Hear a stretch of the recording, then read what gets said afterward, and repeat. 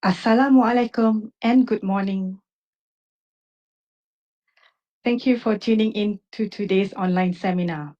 My name is Rosita, and like many of you, I am working from home in Bangi.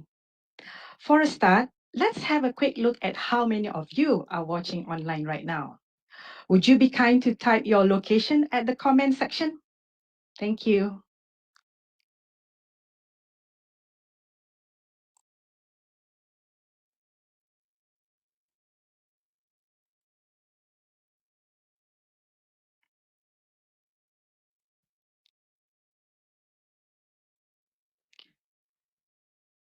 If you have joined us since yesterday, you will notice that we are using the English language for this week's online seminar.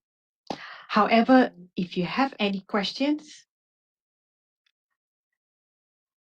please feel free to type in Bahasa Malaysia. First and foremost, allow me to introduce the topic of my presentation today.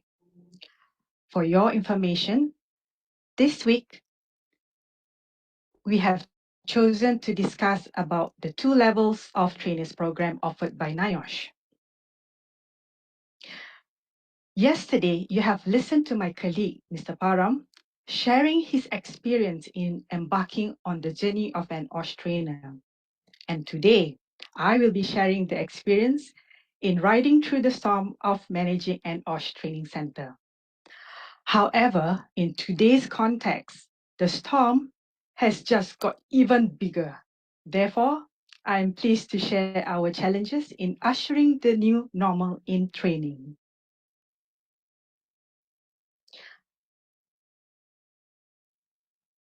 Now, before I begin, I would like to make sure all of your questions are attended to and all of your feedbacks are taken into serious consideration for the betterment of our presentations in future. So, if you like the knowledge that we share, can you please hit the like button? If you like the content that we prepared, can you please hit the love button? If you like the way we deliver the presentation, please hit the haha button. If you like the choice of online seminar, please hit the wow button. If you are watching the offline version, please hit the set button. And if you don't like us, just hit the angry button. If you're an old school like me, you will continue to watch this until the end, because I seriously have difficulties coping with this new normal. Now, let's get on with the business. If you don't mind, I would like to take the time to reflect Mr. Param's presentation yesterday. I believe this simple illustration describes his presentation yesterday, where he emphasized on the importance of instilling the right knowledge to the participants. In order to do that, one needs to unlearn what they have learned before, and then they would be able to unbox their true potential in discussing the knowledge. A trainer then does not only tell and teach the knowledge, but also show and get the participants involved in their training sessions. Such effort require interactive skills and plenty of magic up your sleeves, as many participants could not even pass the unlearn stage yet, unless you really get them involved in your session. And this is going to be harder when you go online. However, it takes real talent in turning the challenges you face at the knowledge and skill stage into a strength for you to complete the session.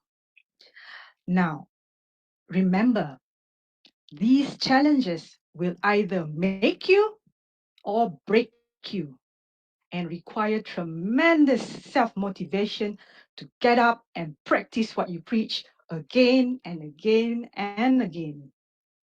Giving up is not an option. Also taking the COVID-19 tireless preventive effort from the Ministry of Health, Going into the training room is actually as similar as going to war. You hope for the best and you prepare for the worst. Every training session is a practice for you to learn your weaknesses and turn them into strength. Lastly, as a responsible trainer, you also got to feel like a famous entertainer. You show up, you deliver, and your audience will clap in response. In the field of training, clap could be literally a clap, or a positive feedback, or high evaluation scores. These are the vital indicators in the selection of our best trainers.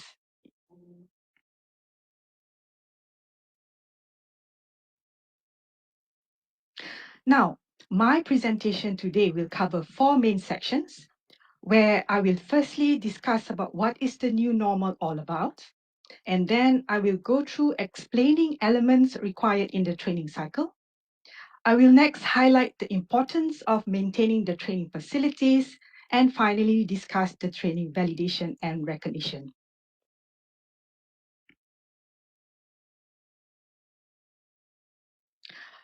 Welcome to the new normal. We have often heard about change is constant and that we are built to adapt to changes around us. COVID-19 have not only affected our organization, but also our entire lifestyle. What do you think the new normal will look like for you as a worker? We recently asked our staff to rate their experience of working from home, or WFH. Majority of our staff shared the same 3 main challenges in WFH. Firstly, attending to family members, which made up of 39% of their challenges, and then getting access and internet connection, which made of 33%, and finally trying to complete a task assigned by their boss, which takes up the balance of 28%. Let's have a look at how the new normal have affected us, at least throughout this movement control order or MCO period.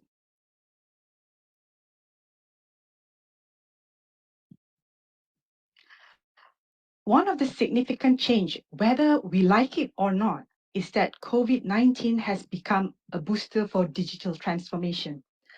A source in UK described it as an increase in digital literacy.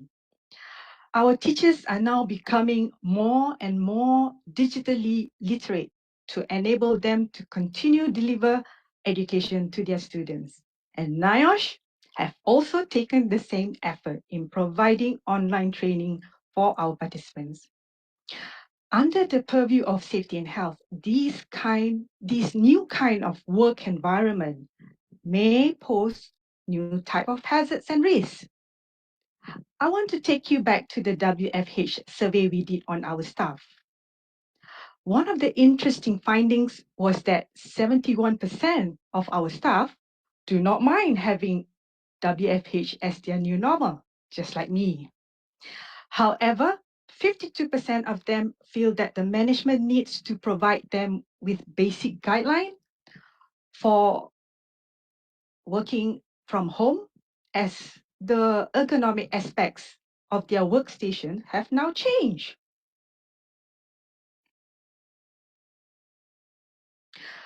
Yesterday, we have also learned that every trainer will deliver their own training module or deliver a module made by a training provider. Every good competency-based training module will have these 3 main components, namely knowledge, skill, and attitude. Whether it is online or face-to-face training, attitude will always be the true measurement of an effective learning. In the context of the new normal in learning and development, it is interesting to link the 3 recommendations by the World Health Organization, or WHO, in the prevention of COVID-19. WHO have suggested to always be smart and inform yourself about COVID-19. And this can be achieved by getting the right knowledge. WHO have also educated the public on how to be safe from coronavirus infection. They have showed us how far do we need to be in distance at a social gathering and how long do we need to wash our hands to ensure that we can get rid of the virus. Now, can you share your answers to these two questions in the comment section? Question number 1, how far do we need to keep ourselves in a distance at a social gathering? Question 2, how long do we need to wash our hands to ensure that we can get rid of the virus? Let me see what you have written in the Facebook. Interesting.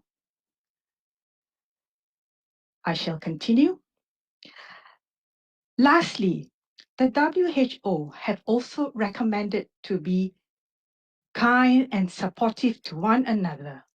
And this is the right attitude in combating any virus or diseases. In the workplace environment, every organization will have their vision and mission statement, which will steer the workers into the right culture or the right attitude. Departmental or divisional objectives will also highlight the kind of attitude required to get the job done. In the aspect of safety and health, it is crucial to inculcate the safety and health culture or attitude among the workers. Nora Yusuf, 20 seconds. For what? Washing hands? Yes.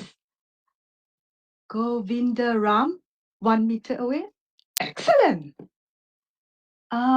Iris Kisha, 20 seconds. Fantastic. Muhammad Nur Ikwan, at least 3 feet in Malaysia. UK recommended 6 feet. And second question test. Bravo! Fantastic, you guys. Now, we have arrived at the crux of the matter in the new normal in training. And I know everyone is tuning in to listen to this. As an adult learner, the new normal provides us with the option of doing training online or face-to-face training. The good news is the online training is a big hit during this MCO period when everybody has plenty of time to concentrate from home or finding their own time to study them. The online training have also provided them with the window of opportunity to watch how the international OSH community in discussing issues and challenges. But the downside of online training is the aspect of cheating and plagiarism. However, this can also be found even in the face-to-face training. And speaking of cheating, during this MCO period, the hackers are currently having a field day in testing your online security features. Do you know that? The most challenging aspect in online training is validating the outcome of the training in comparison to a face-to-face session, which provides strong indication of participants' proof of competency. For that matter, NIOSH is seriously studying the aspect of hybrid training, which combines both online as to reduce the length of exposure, as well as face-to-face training to validate their skills, especially for skill-based training in the regulated competency training. For these purposes, strict social distancing and hand washing or sanitizing practice must be adhered to.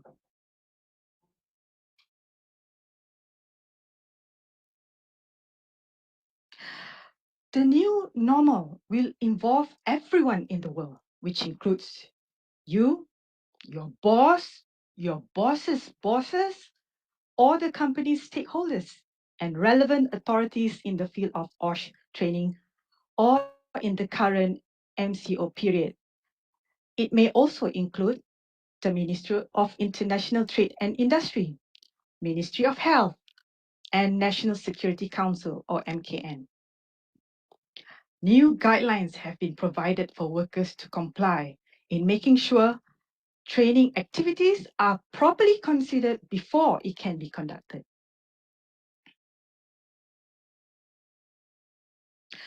Trainers in the new normal will face the same challenges as teachers trying to keep up with the digital literacy. Trainers also need to be more creative in talking to a laptop, like what I'm doing right now, in contrast to a room full of participants. Training staff also must be ready to be assigned to a new task, as online training may no longer require that many training coordinators. And lastly, as a participant like yourself and myself, it is your duty, it is my duty in declaring our state of health and practice good self-hygiene so that we do not infect others if we need to attend face-to-face training. Now, how about writing in the comment section the number which represents you in the role of training? Are you usually the number 4 as a participant, or are you usually number 2 as a trainer? Let me know.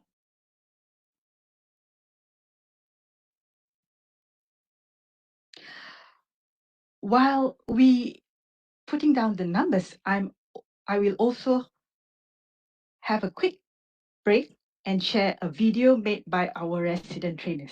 Stay tuned.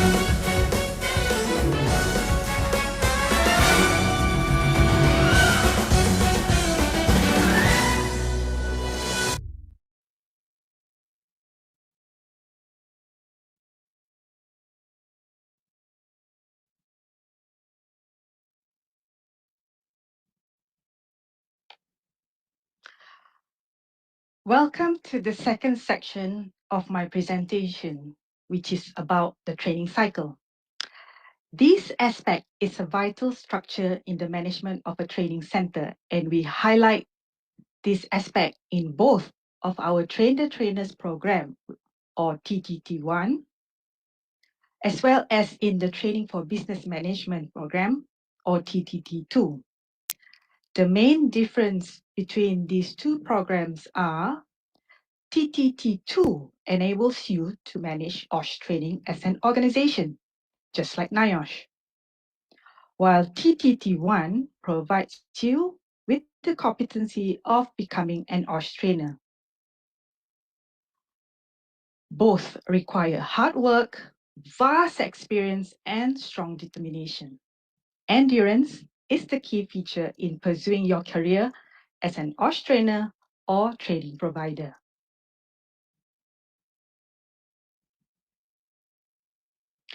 Many education or training organizations uses the AD model.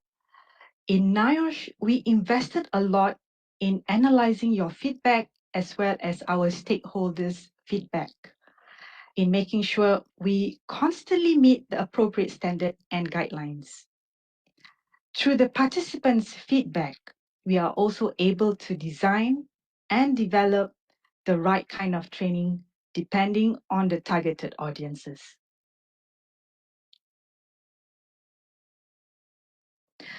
Implementing the training can be quite simple if it is just one location or one session. The real challenge is replicating the same training throughout all our 15 different locations and among 200 to 400 overtrainers. Like you guys, most of you are trainers listening to this presentation today. Lastly, evaluation as a tool in measuring the effectiveness of training can also be in the form of continuous assessment, where we assess the competency of each training session, especially for the regulated competency training, as well as in skill-based training.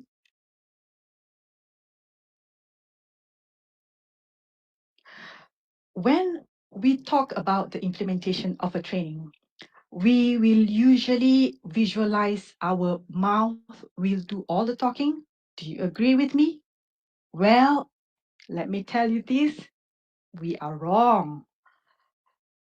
There are three important senses required in capturing your audience attention. First, watch your audience carefully, memorize their names if possible, and expect the unexpected. You may find those who are smiling at you, laughing with you, but they are the cruelest critic, and those who are busily attending to their handphones are the ones who actually listen to you and who will complete the training successfully. Next is to speak their language. Now imagine you are an attractive Korean singer in a class full of Malaysian hardcore fan, and they are all ladies, of course. And the moment you say, apa khabar, you send such a heat wave that they all melted at your feet. Whether you speak their language or watch them react to your training, it is most important to first listen to them. It has become my habit to begin all my training sessions by asking my participants on how they commute to NIOSH. I love opening the training sessions with small talks on commuting to work, as commuting accident is actually still on the rise, and driving is a passion of mine. I'm always curious to know their choice of transportation. This exercise is also known as breaking the ice or warming up session.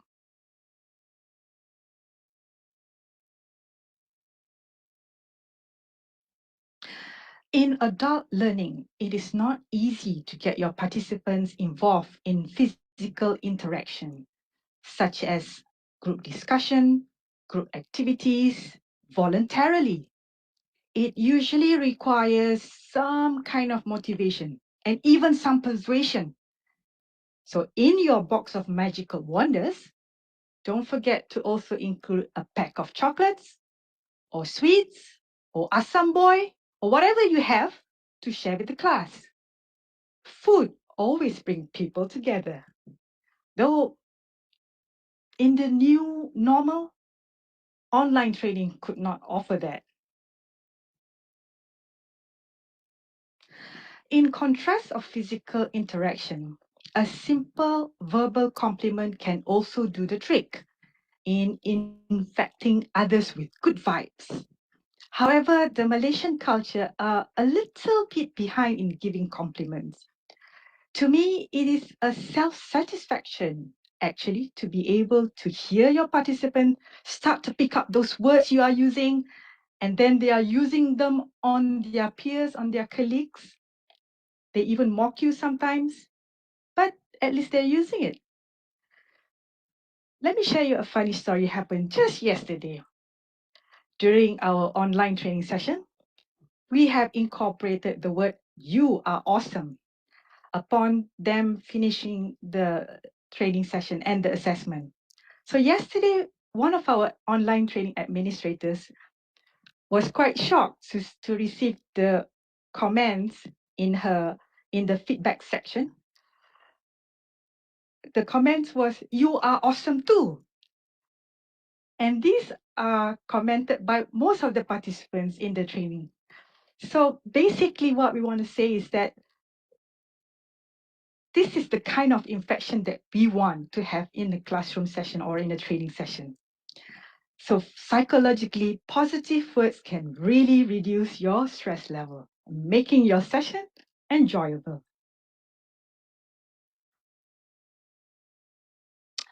We have now come to the third section of my presentation, and I will share with you the challenges that we face in maintaining all our training facilities in 15 locations throughout Malaysia.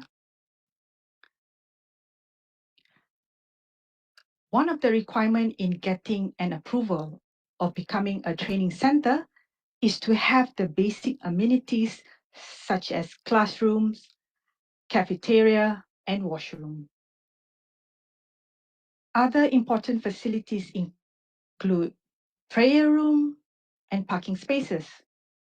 Online training may not require to invest on any of these amenities, but it will lack the personal approach and gestures, which is an important part of human social interactions, and food.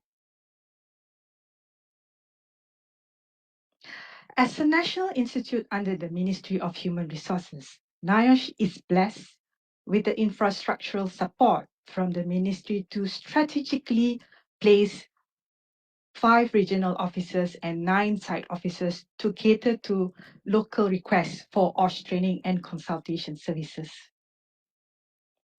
These touch points are very important in the field of OSH for coaching and mentoring, as we will be near to not only the local workers, but most importantly, the industries they work in.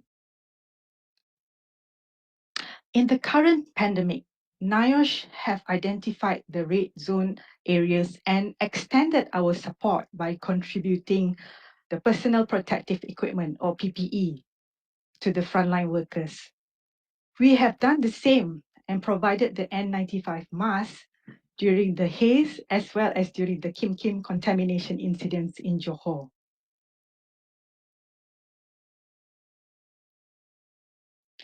Now, normally, a building with water and electricity supply is already considered as a complete building. But in the new normal, Wi-Fi connection will be the most important addition to any premise.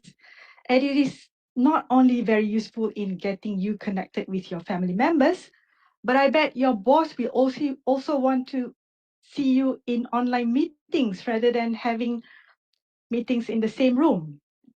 So during this MCO period is the best way of having meetings and have a stable Wi-Fi. However, maintaining these utilities can be a real challenge.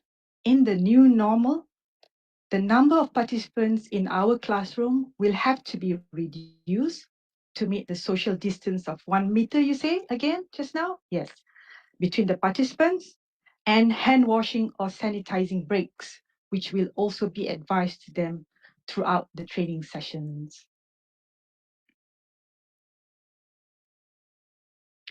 If you remember in the second section of my presentation, we talked about the 5 plan of action in producing a quality training module using the AD model. Well, the plan of action also requires the people behind it and the equipment to work with in turning the action into an outcome.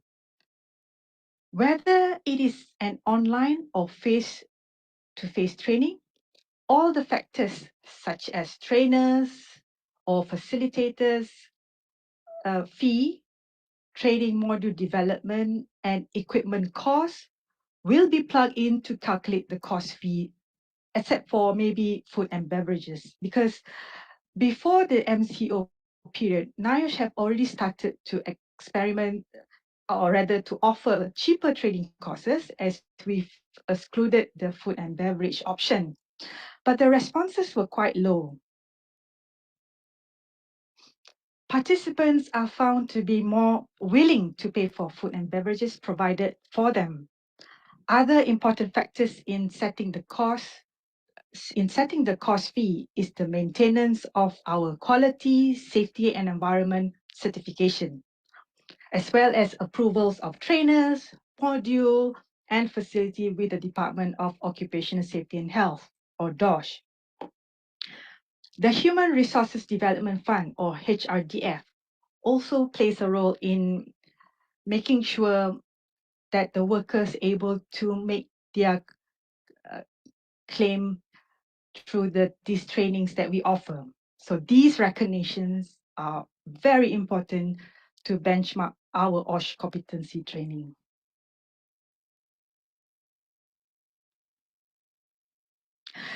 In the wake of the new normal, NIOSH is committed to provide the new online training environment in addition to our existing face-to-face training environment.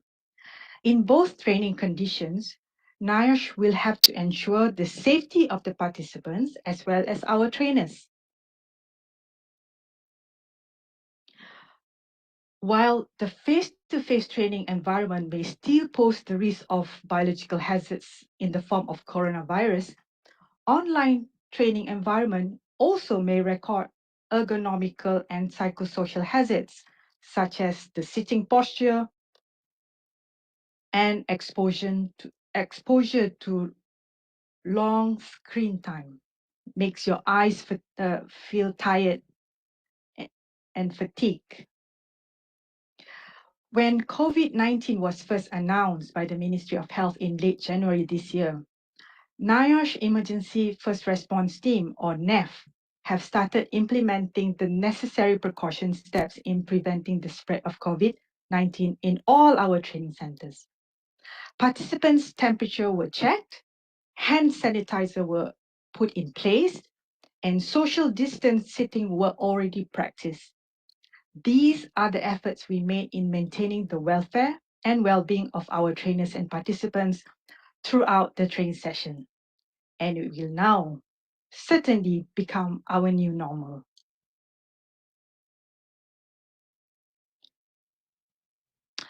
We have now come to the final section of my presentation, which will highlight the importance of validation and recognition of our training programs.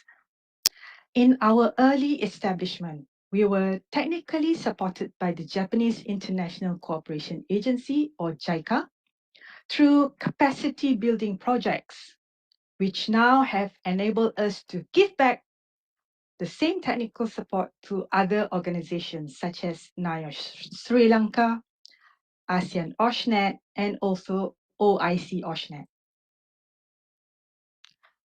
As a national institute, we have also collaborated in the Malaysia Technical Cooperation Program, or MTCP, as well as the Third Country Training Program, or TCTP, with the Ministry of Finance and the Ministry of Human Resources. Let me check what anybody have said about the training so far. Well, the seminar. Good. Now, our training programs can be divided into 4 categories, namely awareness, competency, induction, and trainers programs. All of our training programs will be awarded with a certificate of attendance or certificate of competency or safety passport card upon completing the training and assessment successfully. Safety Passport Training Program is an industrially driven induction training for contractors, whereas competency training programs are driven by the regulators such as DOSH in producing competent persons in specific areas of safety and health in Malaysia.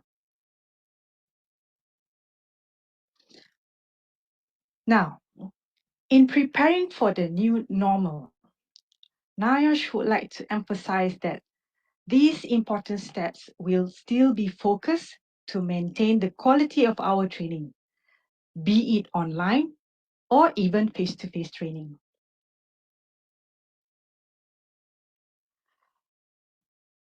The first quality that we will maintain is to make sure the learning outcome must be clearly stated in every training. Secondly, we will make sure that all participants are actively involved in our discussion of knowledge through interaction and demonstration of skills.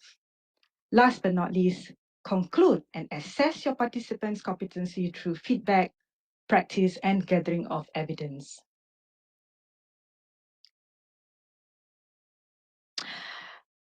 As you have gone through this presentation with me, you will notice that even though we are affected by the new normal physically, but the values in both type of training must continue to reflect these 4 evidence of competency training, namely the validity of the training, the sufficiency of knowledge, the authenticity of the skills, and of course, the compliance to the current OSH practice.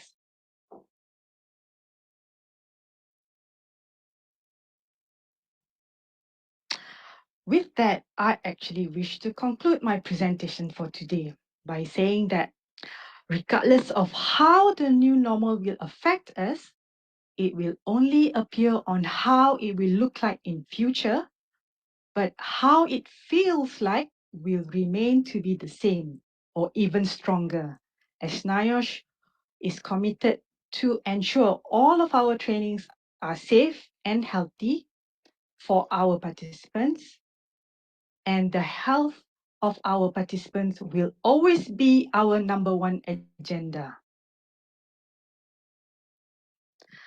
Secondly, learning from COVID-19, a novel virus that does not discriminate, nor does it even hesitate. So NIOSH will ensure that none of our participants will be excluded or marginalized for their level of education or even cultural differences. In the new normal, participants who have recovered from COVID-19 may easily become a target or a member of the minority groups if we are insensitive of our new reality. Thank you.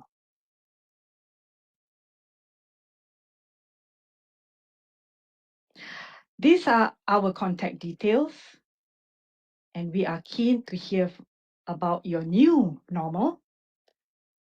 I would also like to take this opportunity to invite everyone to the next week's special seminar in conjunction to the World Day for Safety and Health.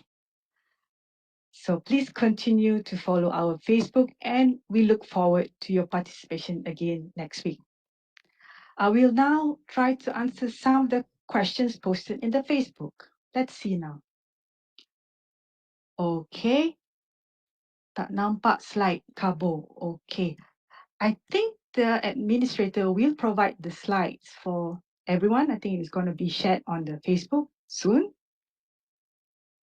Right.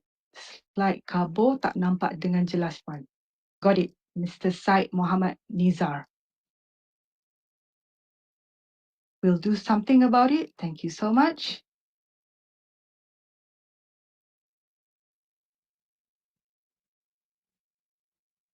Let's have a look at Mr. Jimmy. Have a great day. Safety always our priority. Absolutely, sir.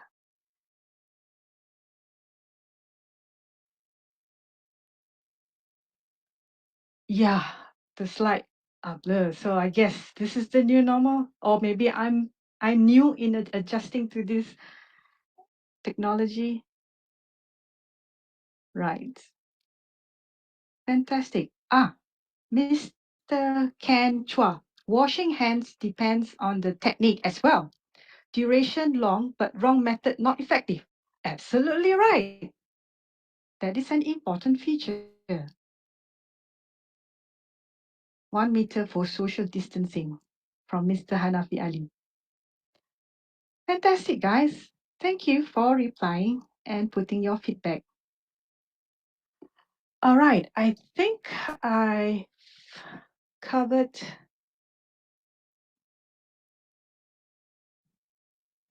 most of the topics now. I will now say goodbye and thank you.